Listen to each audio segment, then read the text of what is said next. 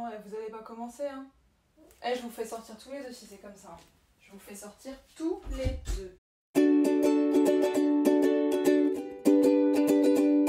Well, hello! J'espère que vous allez bien, je suis contente de vous retrouver aujourd'hui pour une nouvelle vidéo. On est au début du mois de juillet, c'est donc l'heure de faire mon bilan des lectures de juin. C'est un bilan qui va être très rapide parce que j'ai pas beaucoup lu, je lis très peu en ce moment, j'ai beaucoup de mal. Je n'ai lu que 4 livres et parmi ces 4 livres il y a 2 lectures graphiques, une pièce de théâtre et un roman. C'est parti, j'espère que vous êtes bien installés tranquillement, confortablement chez vous avec le petit café, c'est dimanche matin, c'est le petit déj, c'est le petit brunch. Mettez-vous bien et profitez bien de la suite de la vidéo. Je vais vous présenter mes lectures dans un ordre chronologique, donc du premier que j'ai lu au dernier tout simplement pendant le mois de juin. Et on va commencer avec Furieuse de Mathieu Brugna et Geoffroy Monde. Donc Mathieu Brugna c'est celui qui a écrit, Geoffroy Monde c'est illustrateur si je ne dis pas de bêtises. C'est aux éditions d'Argo et c'était une très chouette lecture. Il s'agit d'une réécriture des légendes arthuriennes où on suit en fait tout simplement Isabelle. Isabelle c'est la fille du roi Arthur. Elle se retrouve contrainte à devoir épouser un vieillard comte, elle sait pas d'où il sort, elle sait pas qui c'est, elle a pas du tout envie de se marier. C'était normalement le promis de sa sœur qui s'est barré bien des années avant pour essayer de s'émanciper de ce schéma-là. Et Isabelle a très envie de faire la même chose et pour ça elle va être aidée par Excalibur, donc l'épée magique de Arthur. Et on a marre de la vie très plan-plan, très nulle que Arthur a instaurée depuis qu'ils ont sauvé le monde en fait et qu'il est devenu roi. Elle a envie d'aventure, elle a envie de changement et elle voit en Isabelle cette personne qui va lui permettre d'atteindre ces changements-là et cette nouvelle vie pleine d'aventures et de péripéties. C'est une BD que j'ai beaucoup aimée, elle m'a fait beaucoup rire, elle a un humour vraiment très particulier, assez...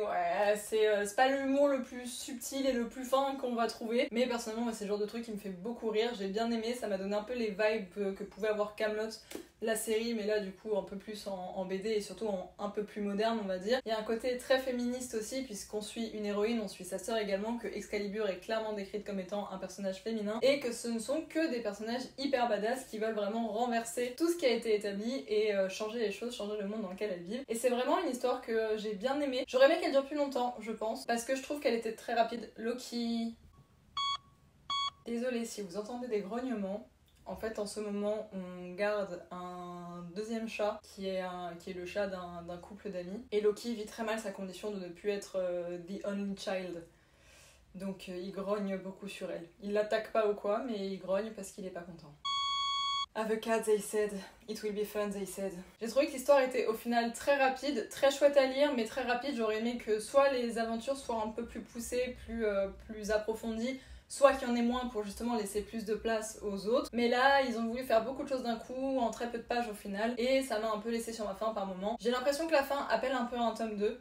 À voir ce que ça va donner, si on a un ou pas, j'ai pas regardé si c'était prévu, mais à l'occasion pourquoi pas, j'ai trouvé ça chouette. Et j'ai beaucoup aimé le style graphique qui faisait très rond, très cartoon en fait. Ça m'a donné un peu des vibes aussi de Donjon de Humbug, pour ceux qui connaissent. Non franchement c'était cool, c'était hyper divertissant, et ça m'a permis de remplir une catégorie du Ice Cream Summer Challenge, donc on ne dit pas non. Ma deuxième lecture du mois de juin, ça a été un classique puisque j'ai lu L'école des femmes de Molière aux éditions Belin-Gallimard. Pour vous résumer L'école des femmes, on suit tout simplement un homme qui cherche à se marier et lui, l'idéal qu'il a en termes de femme, c'est une femme qui ne réfléchit pas, qui se contente de sourire et d'être jolie, qui n'a pas spécialement d'esprit parce que dès qu'une femme réfléchit, forcément, elle pose problème et il veut vraiment s'éloigner de tout ça et il a jeté son dévolu sur une jeune fille dont il a la garde, je me souviens absolument pas des noms des personnages, je suis désolée, sur une jeune fille dont il a la garde, dont il est le protecteur. Et il souhaite l'épouser et au moment où il veut faire sa demande à cette jeune fille, il découvre qu'en fait elle est tombée amoureuse de quelqu'un d'autre et ce quelqu'un d'autre étant un jeune homme que son protecteur connaît et il va tout faire pour essayer de les séparer. C'est une comédie donc c'est assez drôle et puis forcément ça finit bien comme histoire. Après pour ce qui est de mon avis, honnêtement je suis contente de l'avoir lu parce que j'avais envie de lire ce classique là et j'avais envie de m'intéresser à cette pièce. Je pense qu'il y a des moments où je suis clairement passée à côté de l'histoire et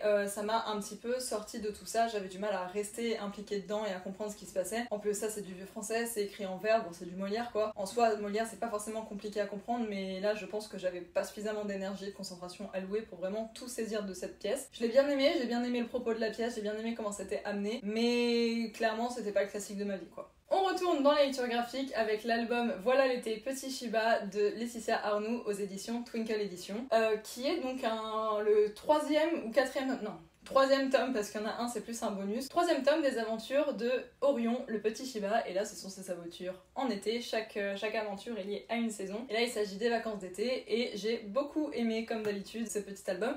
Je participe aux campagnes Ulule de cette collection depuis le lancement, en fait, depuis le premier tome qu'ils ont fait de cette petite série-là. Et j'aime toujours autant, j'aime le style de dessin de Laetitia, j'aime les histoires qu'il écrit. Et j'adore suivre les aventures de Orion, qui est un petit Shiba trop mignon et qui est le Shiba, en fait, des fondateurs des éditions Twinkle qui existent vraiment. Vous pouvez suivre sur Instagram au Prince Orion le Shiba, je vous le mettrai en barre d'infos de la même façon que je mettrai le compte Instagram de l'autrice et de la maison d'édition, parce que maison d'édition indépendante, je tiens vraiment à mettre leur travail en avant. C'est vraiment chouette ce qu'ils font. Ils ne font pas que des albums illustrés comme ça, ils font plein d'autres choses et franchement ça vaut le coup d'y jeter un coup d'œil. Bon, pour en revenir du coup à cet album là, il était toujours très mignon. J'ai bien aimé le côté un peu ils racontent leurs vacances d'été où ils partent un petit peu en itinérant, presque en bivouac en fait, et j'ai bien aimé du coup ce truc là d'expliquer ce que c'est que les vacances et les voyages avec un chien au final, parce que malheureusement les vacances d'été sont souvent un moment où les animaux sont abandonnés. Ceux qui font ça, vous êtes des sales races, c'est tout. J'ai bien aimé du coup que cet album là montre qu'on peut aussi partir en vacances avec son animal et que ça peut être très chouette. Donc ouais, je garde précieusement ces albums-là près de mon cœur parce que j'aime beaucoup ce projet, j'aime beaucoup les personnes qui sont impliquées dedans et que ça me fait toujours plaisir de soutenir cette histoire. Normalement, il y a un 4e tome qui devra sortir pour l'hiver à proprement parler, parce que le seul qui avait été fait en hiver c'était Noël, mais c'était un hors-série. Que là, je pense qu'ils vont vraiment en faire un pour l'hiver, la saison de manière plus globale, et que ça va être très chouette. Et on arrive déjà à la dernière lecture de ce mois de juin. Dis donc, ce bilan de lecture va être très rapide à tourner, à monter peut-être moins. Ma dernière lecture du mois de juin, tout du moins la dernière que j'ai terminée au mois de juin, il s'agit de La chasseuse et l'alchimiste de Alison Saft aux éditions Big Bang, donc Brajlon. L'édition est absolument splendide, jaspage fabuleux, édition incroyable, très fragile cela dit, attention. Dans La chasseuse et l'alchimiste, nous allons suivre Margaret Welty, je crois que c'est son nom de famille, qui est une chasseuse en fait tout simplement, et qui vit toute seule dans le manoir familial avec son chien. Sa mère Evelyn Welty, qui est une grande alchimiste, est partie de la maison pour ses recherches et Margaret n'a aucune nouvelle d'elle et souhaiterait bien la voir revenir. Elle vit sa petite vie tranquille de son côté, d'autant que la ville est un peu en effervescence puisque le Hala, donc une créature mythique sous la forme d'un renard blanc, vient de réapparaître et que ça sonne la grande chasse. La chasse dont le but est de réunir des équipes composées d'un chasseur et d'un alchimiste pour essayer d'abattre cette créature mythique qui a tendance un peu à semer la zizanie dès qu'elle se pointe. Donc la ville est en effervescence, Margaret vit sa vie tranquille, elle n'attend pas grand chose jusqu'à ce que vienne sonner à sa porte Wes qui est un apprenti alchimiste qui s'est fait recaler par tous les maîtres qu'il a eu avant d'arriver là et qui souhaite devenir l'apprenti d'Evelyn. Il se retrouve coincé puisque Evelyn n'est pas là, que Margaret se montre extrêmement froide à son égard et n'a pas spécialement envie de créer lien avec. Elle accepte tout de même de le loger et finit par le convaincre de participer à la grande chasse avec elle en lui disant que s'il remporte la grande chasse, Evelyn sera forcée d'accepter sa candidature en tant qu'apprenti alchimiste. Ça c'est pour ce qui est du pitch. Mon avis sur ce livre, c'était chouette, c'était une bonne romantaisie jeune adulte, je trouve. Je sais que je suis toujours très critique sur la romantaisie, j'ai un rapport amour-haine avec ce type de lecture là puisque